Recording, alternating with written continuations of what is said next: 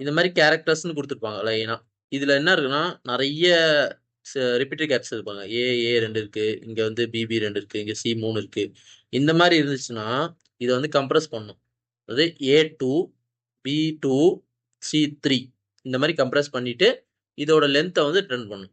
அதான் சொல்றாங்க. இப்போ இதோட லென்த்னா 1 2 3 4 5 6 இதோட ரிட்டர்ன் 6ன்னு ரிட்டர்ன் பண்ணிருக்காங்க பாருங்க.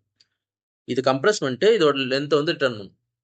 கொஸ்டின் பார்க்கும்போது ஈஸியாக இருக்குல்ல, பட் சால்வ் பண்ணும்போது கொஞ்சம் கஷ்டமா இருக்கு. வந்து பேசிக்காக நான் என்ன பண்ண போறேன்னு சொல்லிடுறேன். இப்போ வந்து இங்கே ஏ ஏ ஏ இப்படி இருக்கு அண்ட் பின்னு இருக்குன்னு சொல்லுவாங்க. சும்மா எக்ஸாம்பிள் கொடுக்குறேன். இந்த மாதிரி இருக்குன்னு அரே இருக்குன்னா இப்போ வந்து நம்ம எப்படி மாற்ற போறோம்னா A3 அப்புறம் B2 மாற்ற போகிறோம். இதோட லென்த் வந்து 4ன்னு ரிட்டர்ன் பண்ணும்.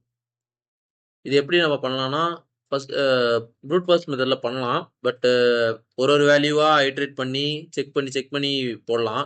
பட் அது வந்து ரொம்ப டைம் ஆயிரும். நம்ம அதுக்கு பதிலாக என்ன 2 வைல் லூப் செட் பண்ணிக்கலாம்.